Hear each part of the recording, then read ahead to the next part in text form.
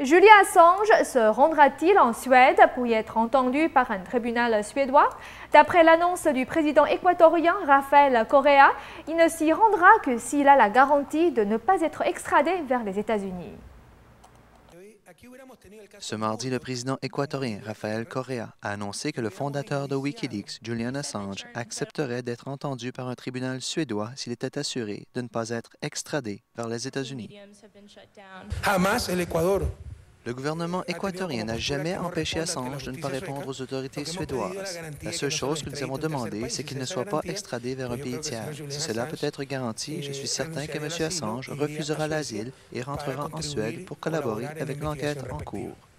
Le président équatorien a insisté sur le droit de son gouvernement d'accorder l'asile politique à toute personne poursuivie politiquement.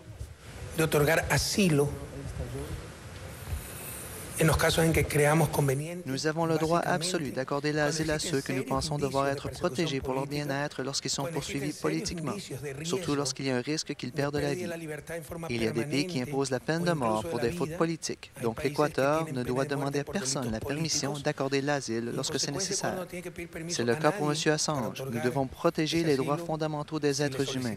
Comparer ce problème diplomatique à une question de perte et de gain avec des conséquences pour l'Équateur, c'est le pire qui pourrait arriver.